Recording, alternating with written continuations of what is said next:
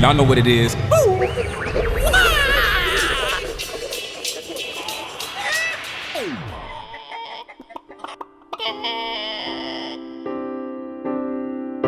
You shoulda never cried, I shoulda never lied that night in Jackson. I shoulda come clean, told you everything instead of all this acting like who I wanna be instead of who I really am.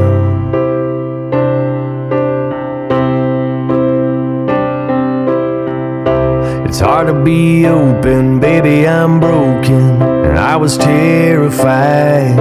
If you'd have ever known, you'd have been gone before the next sunrise.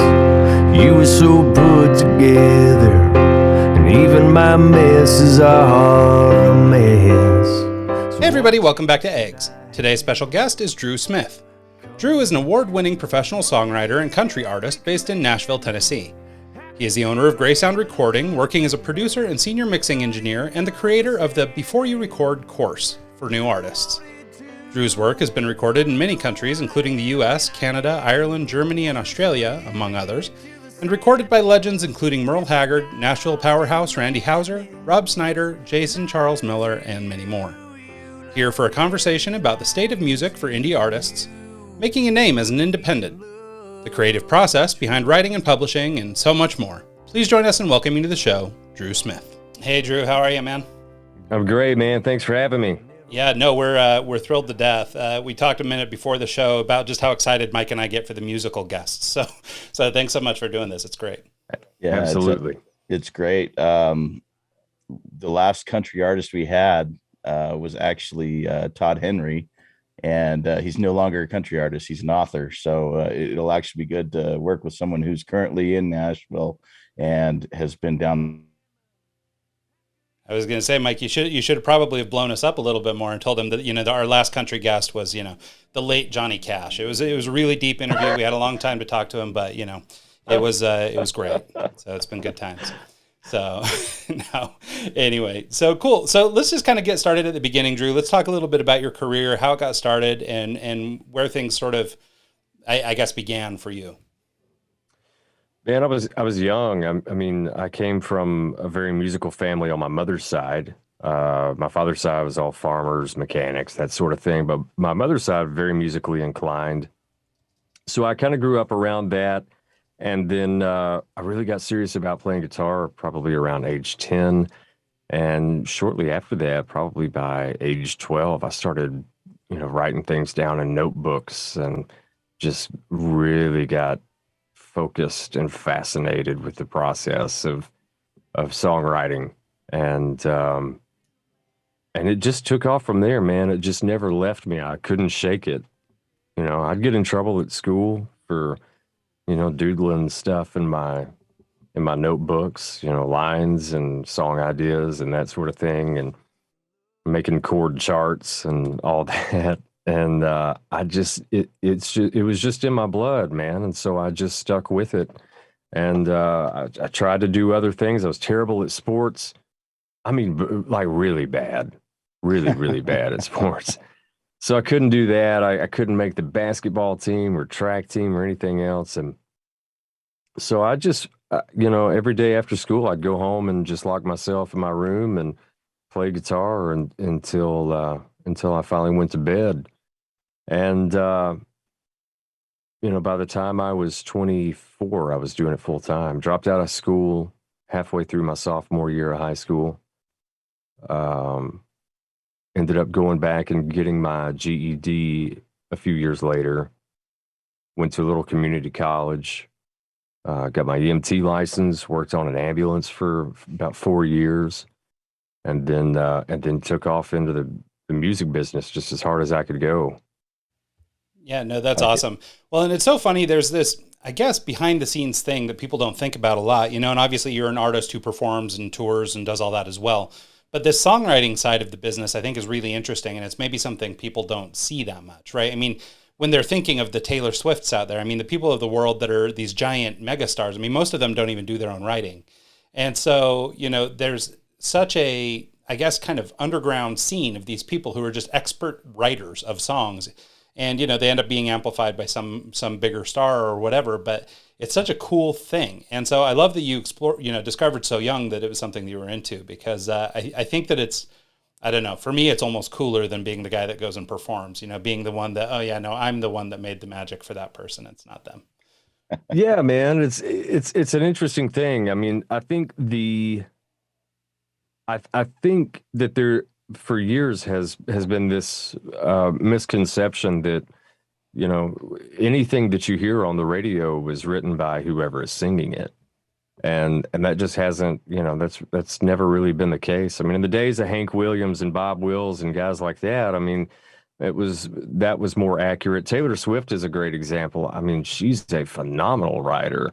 But she's had co-writers for years. That's not to take anything away from her, but she loves to collaborate with other songwriters. And then you've got artists like George Strait, who almost, you know, who is arguably the biggest, you know, country star that's ever lived, at least in the top 5. And he's not hardly written anything that he's ever recorded. And it doesn't take anything away from anyone's artistry. And it doesn't take anything away from writers. Liz Rose is a great example of that. She wrote a ton of that Taylor Swift stuff with Taylor, especially in the early days. And Liz Rose will tell you very quickly that she is a really bad singer. And when you go see her perform live somewhere, you realize that she's a really bad singer. And nobody cares, because she is a phenomenal songwriter. She doesn't need to be a good singer. She had Taylor for that. She's had all these other artists that she's had hits on for that. So she can sit at home and be a bad singer all day long, man, and nobody cares. That's great. Why country? Is that just kind of like as a kid what you listened to and what you fell into, or is it kind of just you started in a rock band and ended up in country? Tell us why you went down that road. Man, my parents listened to a little bit of everything, which I think was great. I mean, Jackson Browne and the Eagles, to Merle Haggard's, Don Williams, and the Guns N' Roses records, Tom Petty, Steve Earle, you know, Dolly Parton, Emmylou Harris. So like all these different genres and styles of music, they listened to so much stuff, and that was great for me. But I think I really stuck with country. The first band that I was in, I don't know, I was probably, I think 12 or 13. And I use the term band very loosely, but we were a punk rock band, you know, and we played Green Day and stuff like that. But that's what was super cool at the time. Yeah, I think everybody gets one of those. Yeah, absolutely. Absolutely. But at the end of the day, man, I'm originally from Tennessee, so I'm a hillbilly, and if I try to do anything outside of country music, it just sounds like a hillbilly trying to sing other types of music. Okay. So I just stuck with what I am, you know. So you're a Tennessee native, which means that you're kind of like you're OG in Nashville. You're from there. What I'm a unicorn, Mike. There's not many of us here that are actually from here. That's what I was going to go down. How have things changed over the last little bit as far as like Nashville scene? Like, I'm sure things have changed a lot just due to COVID, but over the years from, you know, like growing up as a kid to now, what's different? So if you can imagine like a third of LA just moving to Nashville, that's pretty much what happened. I'm sorry. Okay. I mean, they're all moving to Utah, where I'm at too, and Idaho as well, where Mike's at. So we can sort of empathize, but we don't have the cool cities like Nashville or Austin or any of these other places that are being overwhelmed by Californians right now. I don't know, man. I was just in Utah and Idaho a few months ago, and man, those are beautiful states. I was asked not to come back to Idaho. I'll have to tell you guys that story afterwards, but I do need to hear that story. But man, it's been wild to watch it grow since the time that I was a kid. So I grew up an hour and a half south of here. My family, we came to Nashville all the time. Would come up for a weekend and just, kind of piddle around as a family. And I remember the football stadium being built. I remember when it was just an industrial area, and then all of a sudden there was this big hole in the ground. And then I remember watching them erect the stadium over, a couple of years' time. And I think they're getting ready to redo it now, which is crazy. It doesn't seem like it's been that long ago that they initially built it, but the city has changed a lot. Pre-pandemic, there are a ton of companies that have moved here. Amazon has moved to town. They struck a deal with the city, I guess, a couple of years ago, and they came into town. There's some huge health networks that have moved to town. HCA is the name of that one. They've brought a lot of jobs into the city, which is great. But yeah, the culture has certainly changed. It's not just a bunch of good old boys and girls anymore. It's people from all over the country. It's people from all over the world, really. I had a guy knock on my door, I don't know, like 30 minutes before I hooked up with you guys, and he's from Germany. He's looking for an internship. So people are coming here from literally all over the world. Well, and I think one of the big problems, or one of the big complaints out here in the West anyway, and I assume it's the same thing in Nashville, is that these people come from California, or in your case, all points, right? Germany or wherever. But there's a handful of them that don't really want the culture. They were escaping taxes, or they were running from, the lifestyle they couldn't afford, or, whatever. But they're not looking to become, someone from Nashville. They're not looking for the culture that existed in Nashville. Rather, they come and impose their will on it. And I think those are the select few that are ruining it for everybody. Absolutely. That's a great point, man. And I'm glad that you said that, because I've noticed that even people that weren't born and raised here, people that moved to town, even really, Ryan, just like 10, 12 years ago, have said to me, this is not the place that I moved here for. We came here from wherever because we loved the culture here. We loved the history. We loved this. We loved that. Everyone was so nice. Everyone held the door for you and said thank you and yes, ma'am, and all that. And now it's not that anymore. And they just got here, 10 years ago. So it has really, really blown up in the past 5 years. So I've seen a lot of changes, man, culturally and architecturally as well. The skyline has completely changed, and that's weird to see. And they call it progress, and I guess it is, man. But I've never been big on change. We got to embrace it, I guess. We don't have a choice. But man, I do miss my old home. I miss old Nashville. Yeah. See, I'm from Seattle, and I'm one of those guys that moved to Idaho that left Seattle because of the stuff that's going on there. I used to play at a venue called Forno's pretty regularly, and Amazon came and bought the building and shut the venue down, and now it's a place for working at Amazon. And it's like slowly over the years, same thing kind of happened in Seattle, where it just grew and grew and grew. Now you can't afford the rent, you can't afford this, and every street's tolled. If you're trying to just drive to Bellevue, now it costs $4 just to drive on the road that used to be free, and that kind of stuff. Just it's not the same place that I grew up in, and it's changing, and it's something that kind of, it is what it is. There's nothing you can really do about it, and it's a good place to visit, but I can tell you one thing's for sure: my stress level has dropped immensely moving from Seattle to a place like Idaho. And then maybe I need to come to Idaho then. Well, if they'll let you back in. Yeah. If I can get a pass back in. Yeah. So I wanted to maybe circle back a little bit and just sort of keep digging in a little bit on Mike's earlier question about why country. So one of the things I think so many people struggle with, and especially, performers, people who are trying to make a living as a professional, singer, songwriter, dancer, or whatever it is you're trying to do.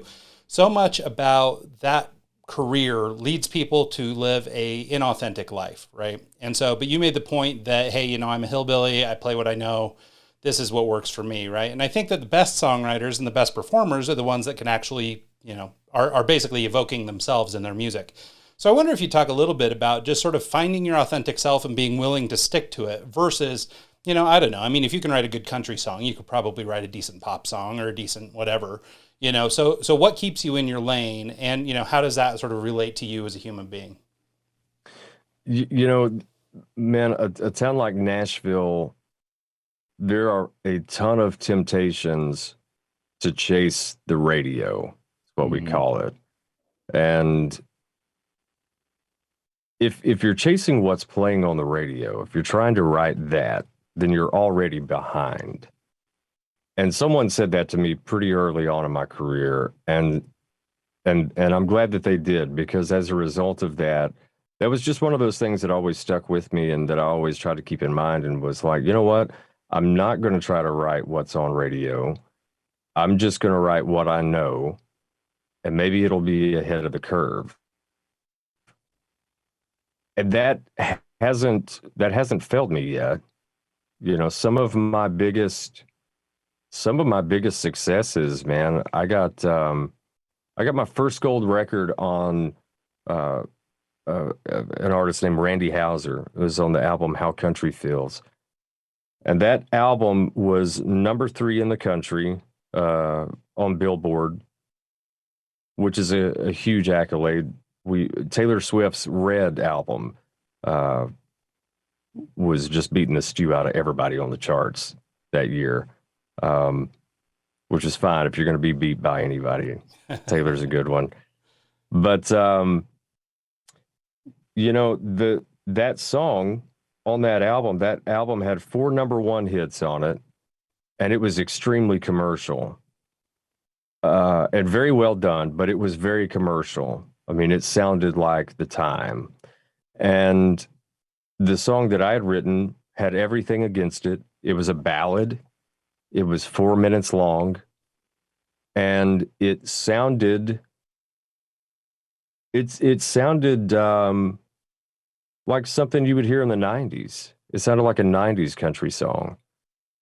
And so when I wrote it, I thought, man, nobody will ever record this right now. We've got like pop tracks and stuff on the radio, basically. So nobody's going to record this. And I was wrong.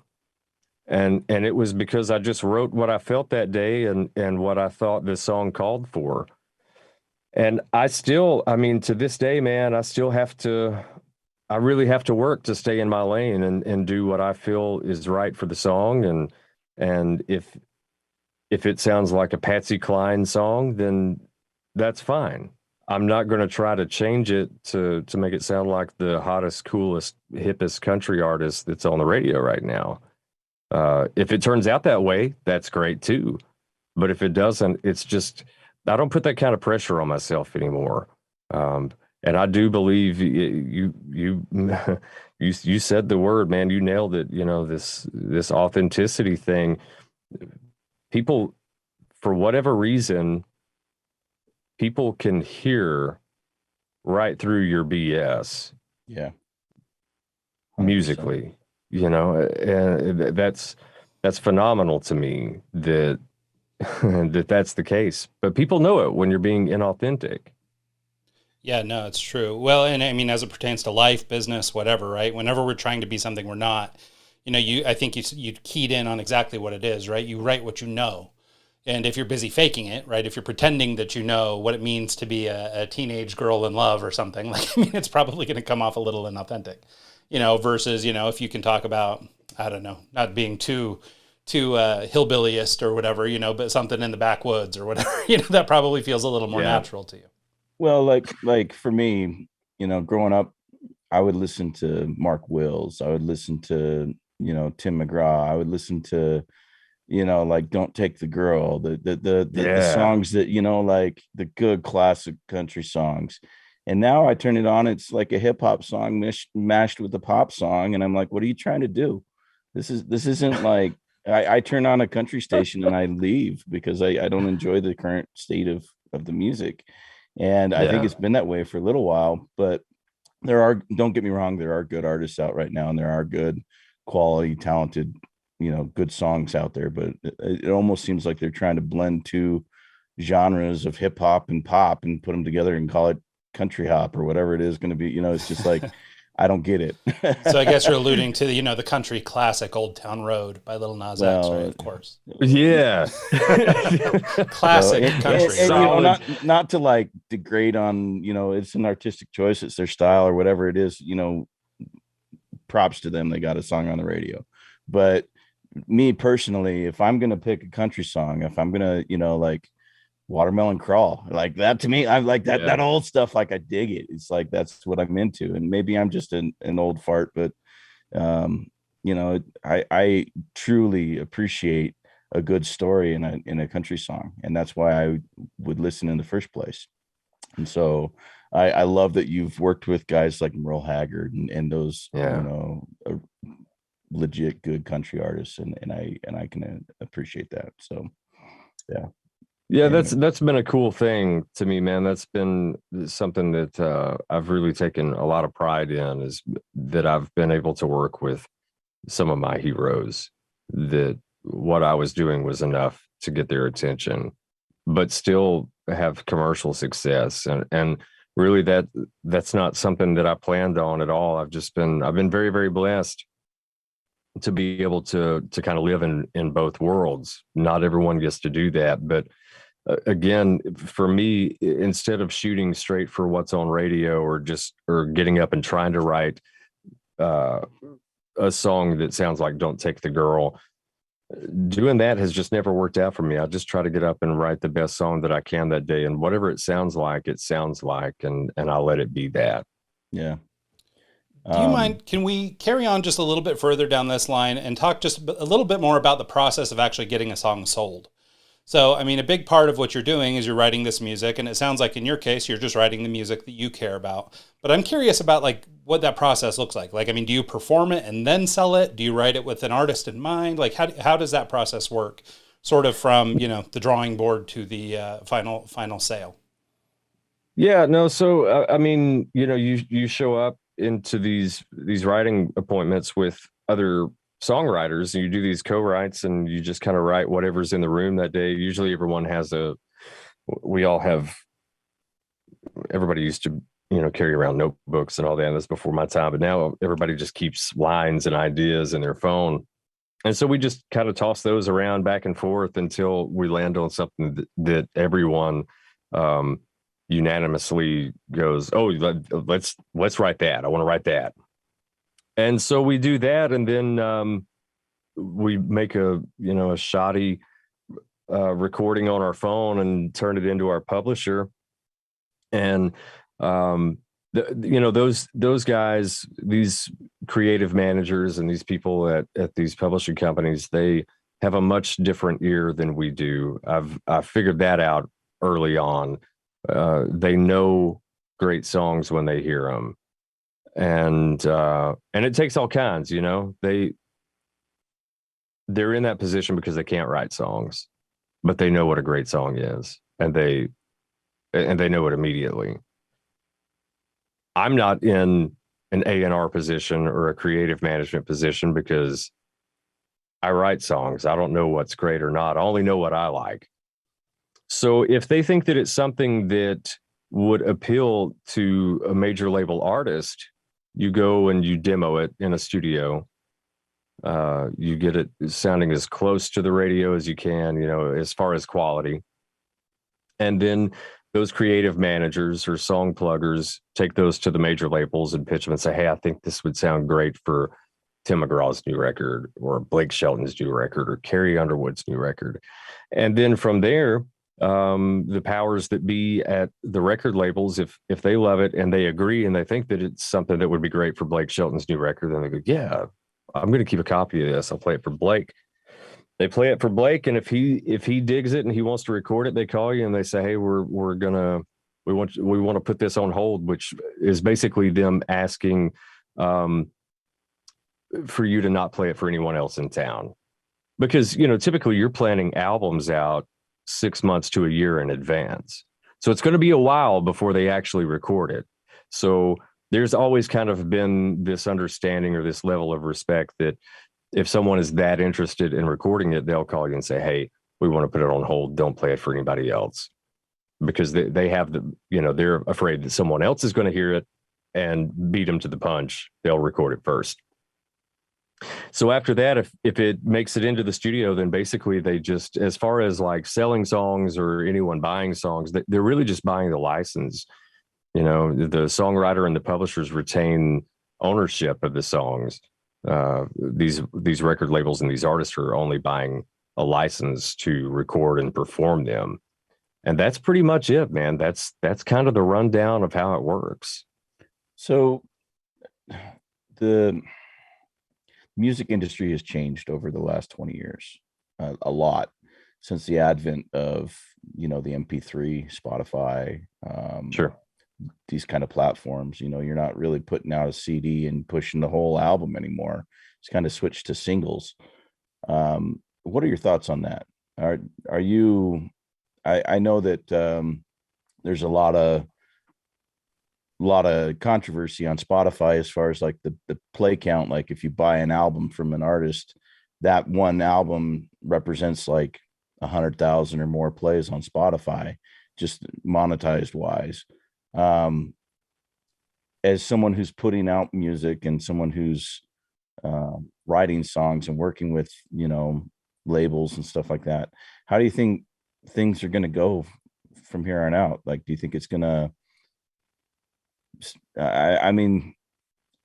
there's so many different variables. What are your thoughts on just the state of the industry and the state of, a record label? I don't see record labels being as prevalent as they used to be. They used to be if you wanted to put something out, they would fund the studio time, they would produce it, they would do all your tours and all that stuff with you. And now it seems like the only benefit that they give you is, they might be able to open some doors on tours and stuff like that, but they're going to come and take like a 360 deal and take all your merch and all that other stuff. So that almost doesn't seem fair either. So I guess, what are your thoughts on the current state of music in the industry? Well, Mike, you sound as nervous about it as the rest of us. We're all freaking out because we don't know what comes next. I mean, it was like when iTunes happened, things started changing, and they started changing fast, and across all genres, across the board, man. The industry as a whole. I'm sure the same way that the film industry changed as soon as Netflix happened, and the red boxes, that used to sit outside gas stations and McDonald's and stuff like that, where you'd go and put $1 in and take a DVD home. That was a weird thing. Yeah, when you think about that, actually, I did too, man. I really liked it, but at the time it seemed really cool. But in hindsight, and I guess it was really cool, but in hindsight, it was a weird, such an odd concept. But I don't know what's going to happen, man. I don't know the answers, and I'm not sure that anyone does. I will tell you this.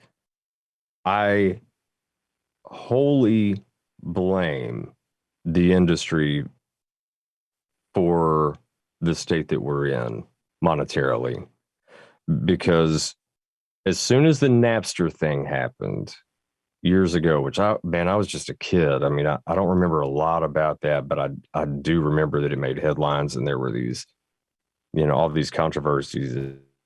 Metallica got involved and sued a bunch of individuals, regular people like us, man. They were suing them for sharing their music.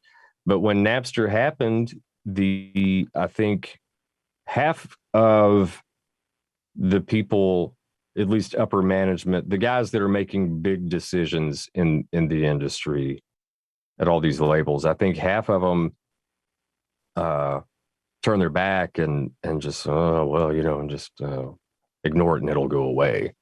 And I think the others just panicked and didn't know what to do, but no one did anything. And here we are getting paid, 0.0008 cents per play, which is ridiculous. It's asinine. Yeah, it's wild. It is, but no one got ahead of it, and they had every opportunity. And again, I don't know what the answer would have been then, but it got to the point where At satellite radio, I heard somebody one time say sort of, well, it all started with satellite radio. Well, that's not accurate at all. Satellite radio has always, taken pretty good care of artists and songwriters as far as what they've paid. That wasn't the issue. Streaming was the issue. When we started being able to cherry pick songs from albums instead of having to, go to Kmart or wherever or Best Buy and buy a whole album, that changed things as well. That was kind of the beginning of the end, because all of a sudden you're not making a $12.99 sale for an entire album. Yeah, you're making a 99-cent sale. Yeah, as I recall, that was the big innovation with iTunes, and part of what made it blow up so big is that people could just buy the single tracks, right? In those early days, we didn't have like subscriptions where you could just stream anything you wanted. Back then, you had to buy tracks individually. But that was a big shift from sort of the old way of doing things. So that was a big one. One of the things I wanted to talk to you about, though, too, I mean, okay, obviously the executives of the world figured out how to not pay anybody for these streams, right? And it's unfortunate because this is the way that we do music these days. It's funny, you just mentioned like Kmart and Best Buy and stuff like that. I mean, I was just having this conversation with my oldest son, who's 15, the other day. And that was part of our discussion, because all he knows are a million singles by a million artists he loves, right? But he doesn't know what it felt like to go to the store and, you only have $20, so you can pick one. And, there's 3 that came out today, but you got to pick the one. And then, you get to open it up and you look at the artwork and, who they thanked, am I in there by chance? Maybe they know me, I mean, like, there's just this whole experience that used to happen with music. And I think it drew people closer to musicians. I feel like now there's this, I don't know. And I think that this is, to the rest of my point, I think that this is an expansion of what happened with streaming services and all that stuff. Basically, record deals were really bad back then, like when Napster started and things like that. I mean, it was good for Metallica, but it was bad for a lot of small guys, a lot of up-and-comers. And they were taking, like Mike said, these 360 deals where they take a piece of everything you touch. And in a lot of cases, you would get a record deal and you'd end up owing them money when they dropped you. They were just bad deals, right? So the industry's always taken advantage of the talent, which I think is a problem in itself. But one of the things that I think anyway is a positive is, and it's sort of what I'm saying about my son having a million different artists that he likes, and is sort of the accessibility of being able to put out whatever you want, whenever you want, whoever you are. And we were talking about this again with the same son the other day, because he's really gotten into this, group called Spider Gang, and this rapper guy, Little Darky, that he just loves. And this guy, they're putting out all this music all the time. But when I was a kid, when I started working with the record label that I used to work with in 98, they would send me a crappy demo they recorded in their garage that was done with a tape deck in the same room while they played, It was just horrible, right? So you had to listen to this thing and try and figure out, from the roots of it, is it any good?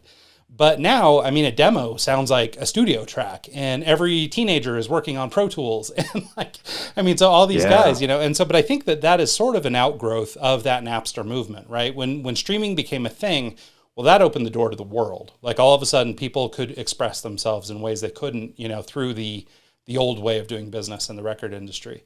And so I wonder if you wouldn't mind talking a little bit about just sort of your experience in that. I mean, obviously you sound like you're a little bit younger. You probably, you weren't involved in the pre-Napster days as much, but afterwards, obviously access to technology, access to, streaming platforms, things like that has certainly probably given you some opportunities out there too.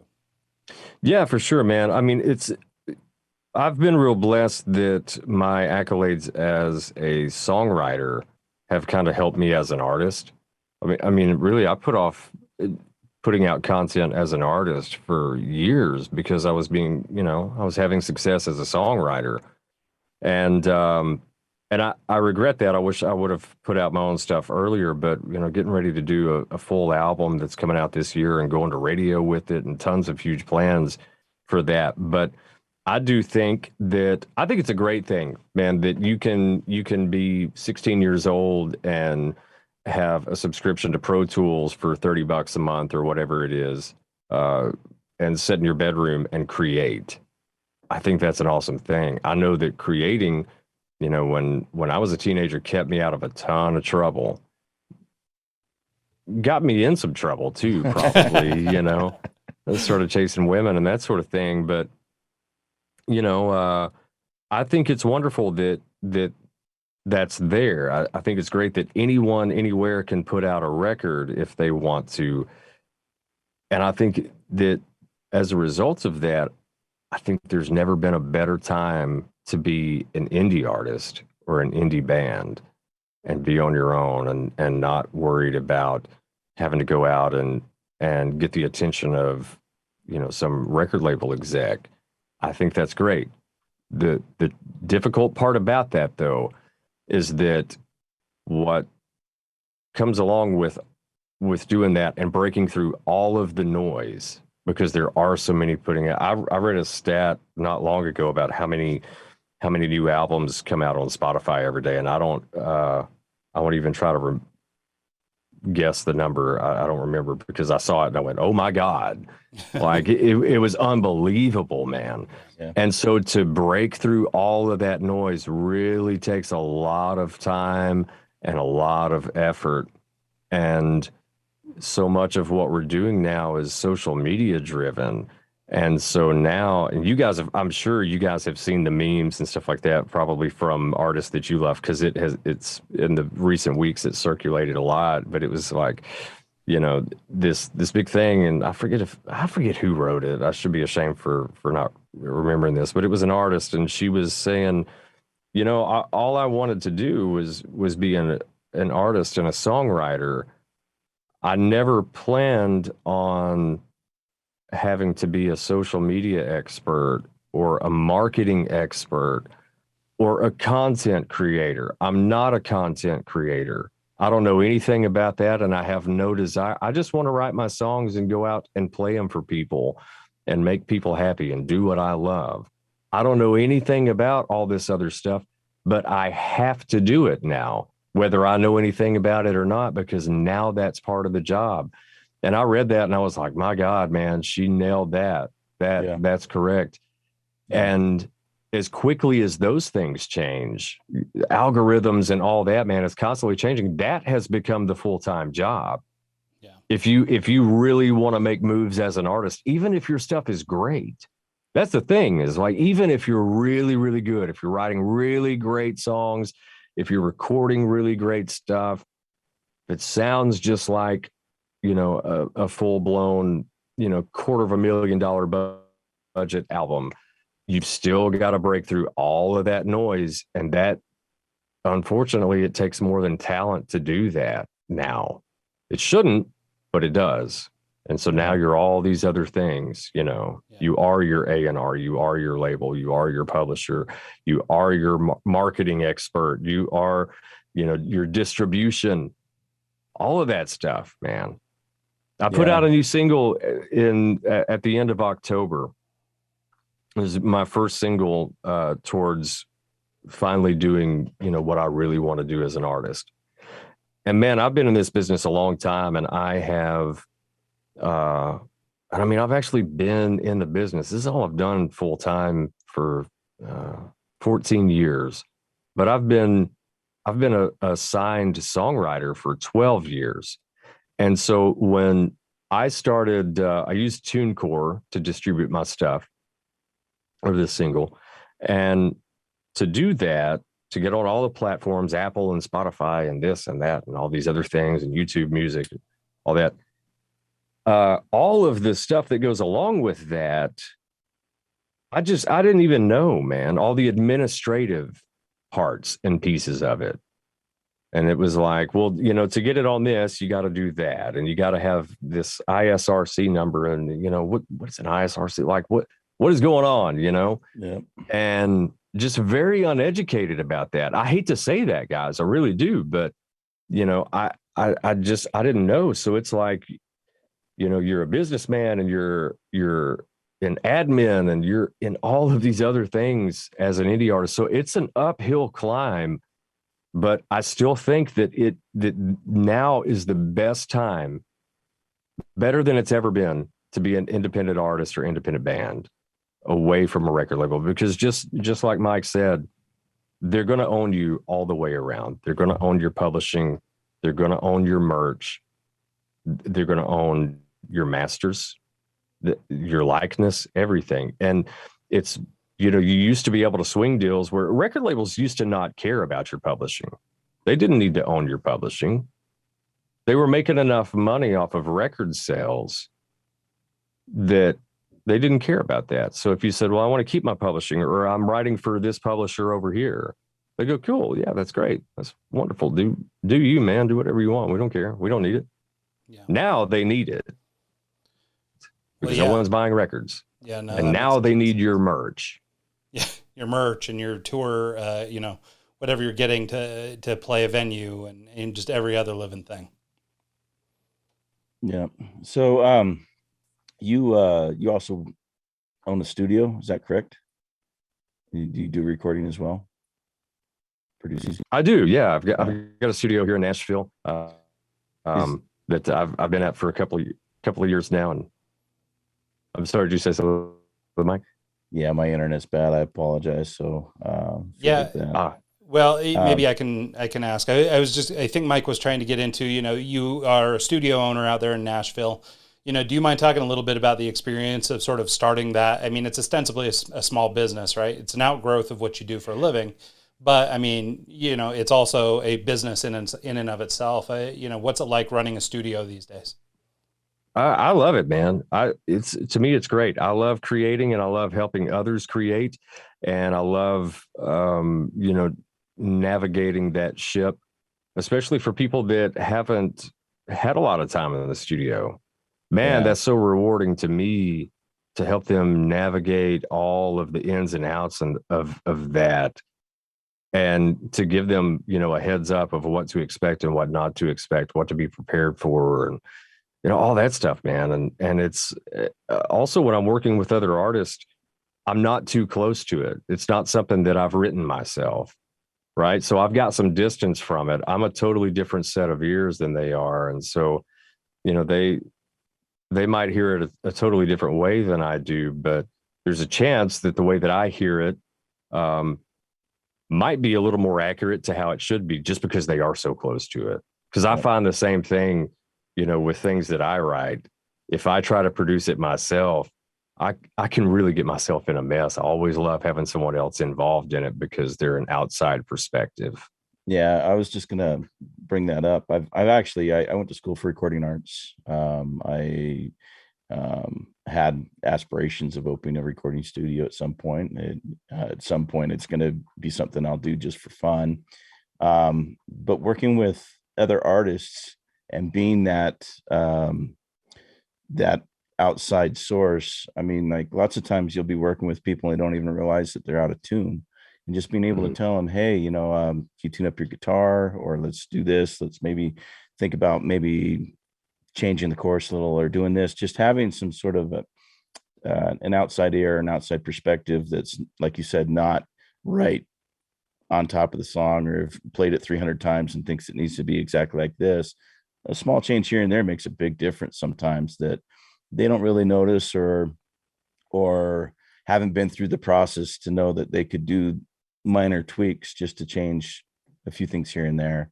And I would love to, you know, just be involved in some of the stuff that you've been a part of, just because I'm sure there's times where you're like, oh my goodness, like I can't believe we just recorded this, and I can't believe how good this sounds.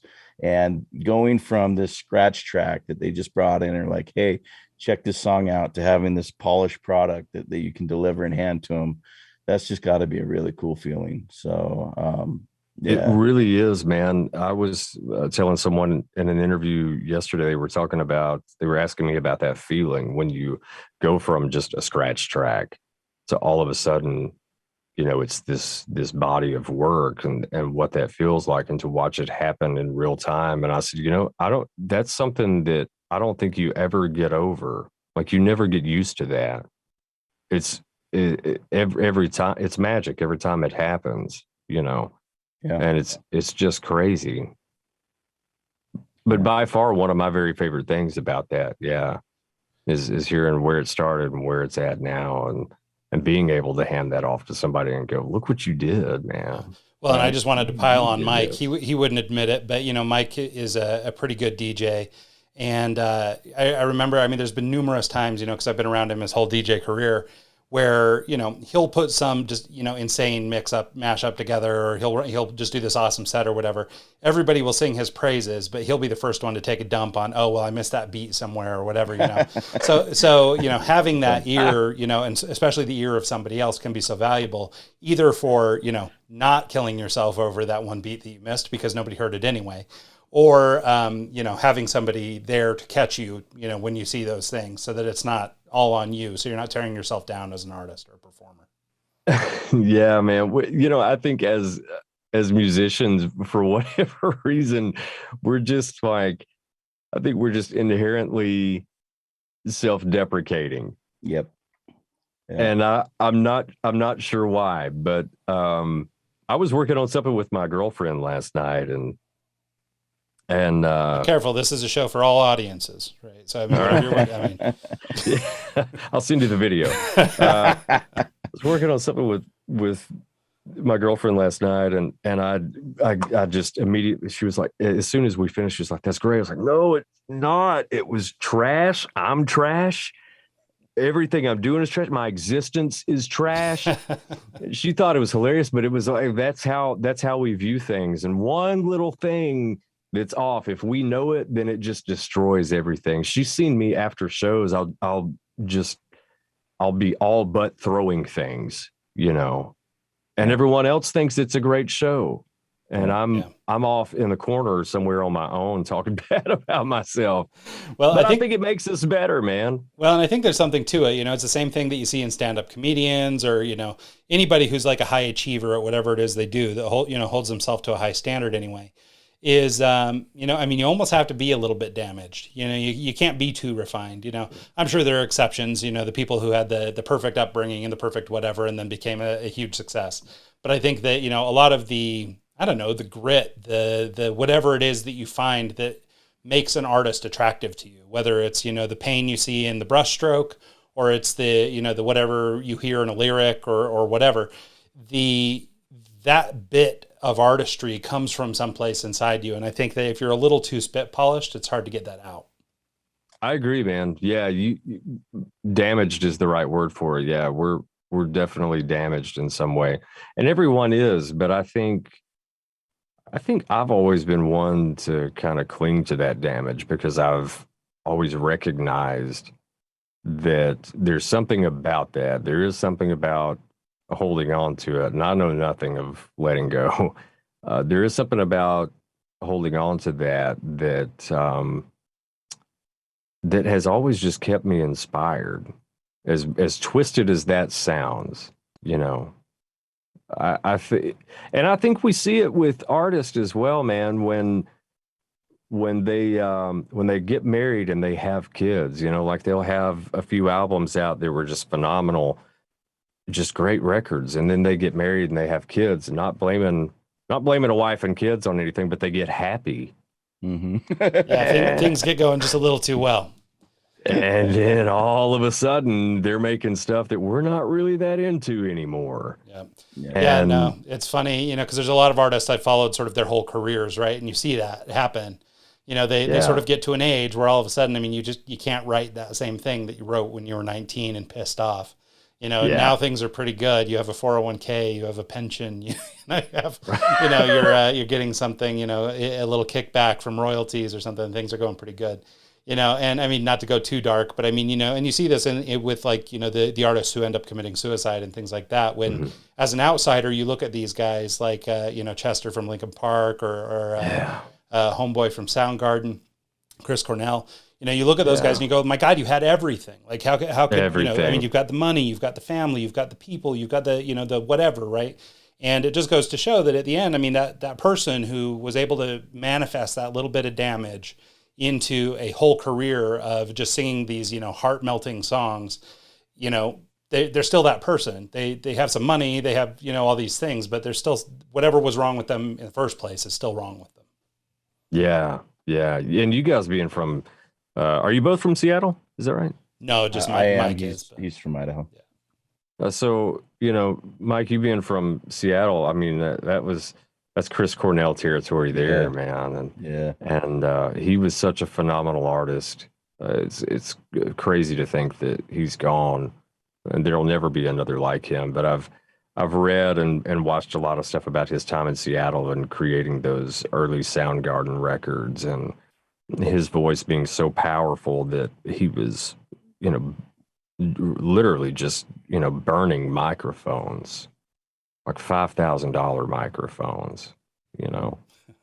And He going. I'm very blessed to have been able to grow up in that time frame in that part of the world. That was an amazing time for music, and the music that came out of Seattle in the 90s was just incredible. And I wish I was old enough at the time to go to the shows and be a part of the shows and actually see it live. But just, yeah, like, Although I will say I mean, it's been a few years ago now, but Mike treated me to a Pearl Jam concert in Seattle.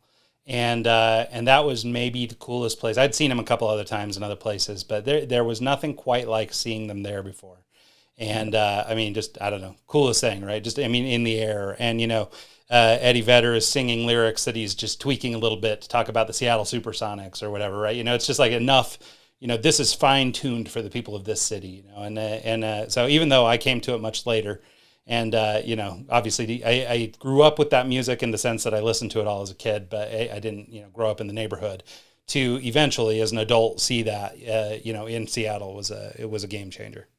man, that's got to be magic. I mean, I think it's like going, for Nashville, it's like going and seeing someone at the Ryman Auditorium or, the Grand Ole Opry. yeah, It is. There's something about seeing and hearing that in its origin yeah. that can't be replicated anywhere else. Well, it's almost like a family of 10,000 people. It's like, Yeah. it's their music, it's their show, it's their artist because he's from there. There's something about it. It's just, Well, it's like any sport or whatever, right? When you're playing in front of the home team, there's this extra secret sauce on top that is That's a great the blood point, or man. the passion or the ghosts of these kids, or in our case of these adults who are now all grown up. It's the ghost of our younger selves that wanted to see Pearl Jam as a 17-year-old.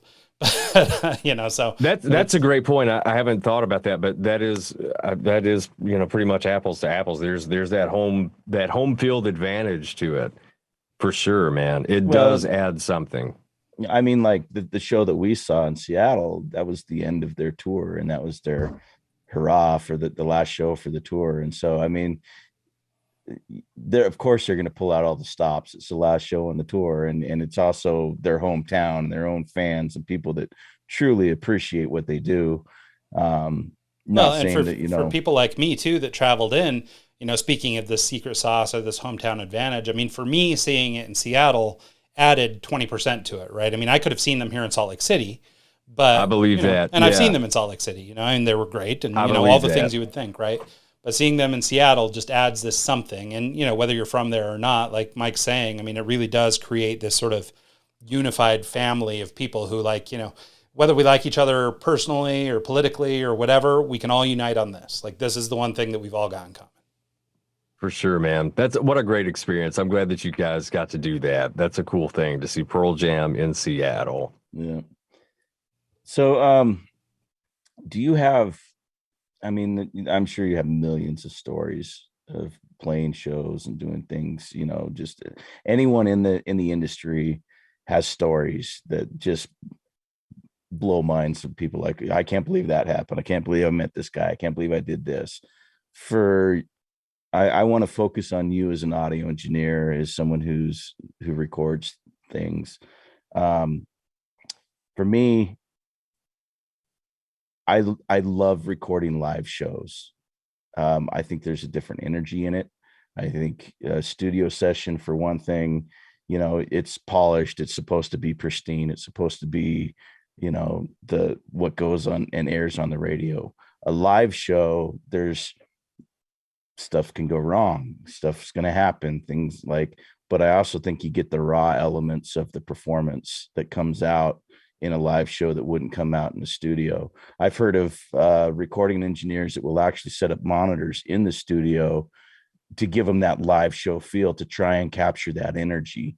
Do you have any recordings that you have done that stand out to you as like, this is my favorite session, this is my favorite artist, this is my go-to for, like, if I were to put something in a portfolio to demo me as a recording person, this is what I would put in there? Is there anything that stands out in your opinion as far as that goes?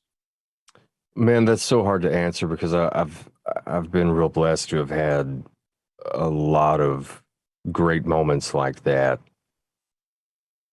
For me, it's really, instead of it being, one particular thing, I think it's just been a collection of times when you knew that it was right. Yeah. And yeah, I work with a ton of studio session players, and it's the guys that are playing on all the hit records that are out right now. It's the A-list guys. Yeah. And so they're great on their worst days. Most of the time we get what we need in one or two takes, but there have been times when we've had to do 6 or 7 takes on something. But man, you just know it. Everybody knows it. It's not just something that I feel or my assistant feels or, whoever's playing guitar that day. Like, everyone knows when that magic just happened. And it's crazy because you realize it when it's happening. And it's like everybody tries to get real still and pretend that it's hard almost to enjoy it. I rolled over my headphone cable and nearly hung myself.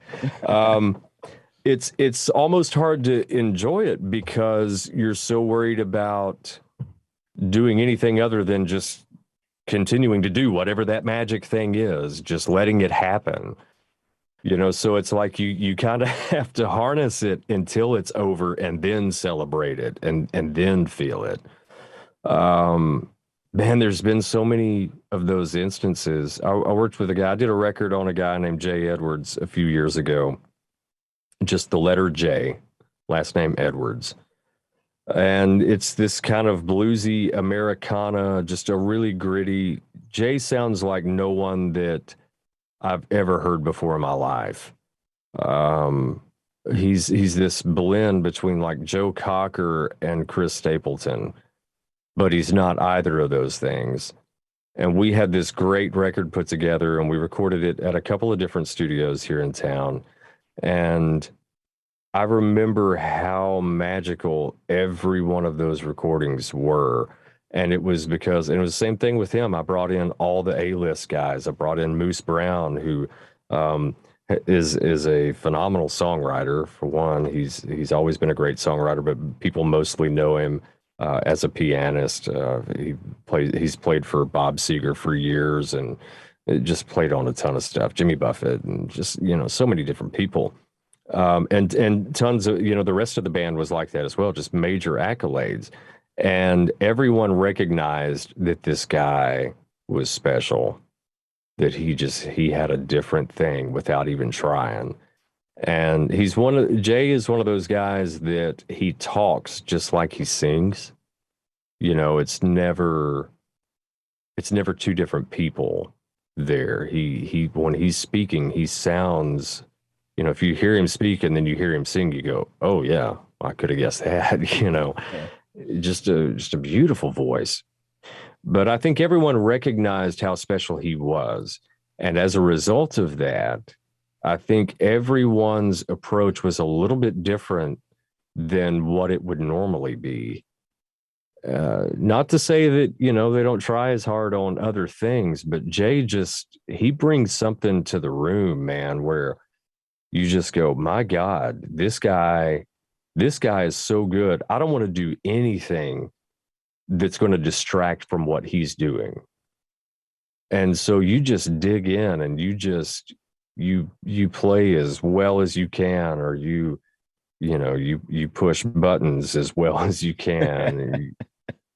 that whole thing, and to watch that entire project go down. The album is named Cold, and it's one of the best projects I've ever done, and maybe will ever do, just because there was just so much magic in it. Yeah, Love that. I recently, just for fun, I mean, it was towards the end of COVID. And, I hadn't done anything audio wise. I hadn't really had any gigs or recorded anyone for a while, and so I went and I set up a PA system at an open mic, and just to more for anything, just to be able to record something and mix it down and practice and have that experience again. And this guy showed up. His name was Spike Coggins, and he's a one piece guy. He's got a little he plays a banjo, he plays a harmonica, he's got a little washboard drum underneath him, and his set was phenomenal. And coming out of the COVID situation and not having anything, and being able to go and do this show, and it's just a little open mic, but the way the audio turned out and the way that the just everything about that was just a really cool experience. And I love when shows like that happen, when unexpected, like really talented musicians come in and just rock your world, and like, holy crap, Yeah. I can't believe I got that on mic. That is like so cool. And I'm sure you have countless stories like that, and I hope to have many more down the road. But yeah, I can relate with that. And just having that musician or that person that's so in tune and so in zone, and be able to just leave it all on the floor you can't replicate those situations. And you really can't, man. And you can't replicate that feeling either. I mean, there's not a drug in this world that feels like that feeling. Yeah, I was telling someone about that the other day, and they don't, it's like when you have the show, and then everything just goes, and it's the perfect crowd, the perfect environment. You have good audio, good lighting, this and everything. Just when something like that happens, I have to leave. I have to go on a walk and just kind of like take a breath, take it in, feel it, like, holy crap, that was amazing. And I don't think you can replicate that high. I don't think there's a way to do it. There's just something about it that just when you have that show or that experience, even as I've had that experience as a fan, like I didn't even perform. I'm sitting there watching them perform, and I vibe off of their energy. And there's just something that music does to that. If there's any other kind of, like, you're not going to get that at a football game or whatever. Instagram, all that stuff. I'm probably easiest to reach on Instagram, but man, I love hearing from people. I love when people give me a heads up that they're coming to town, and if there's ever anything that I can do for anybody to help them out, because it's big city, small town, man, and there's a lot that goes on here, and it's easy to kind of get lost in the madness of it and try to figure out which direction to go. So anytime I can point anyone in the right direction, I love doing that. So please reach out to me if you're going to be in Nashville, or if you have any questions about anything. I'm happy to answer those as well.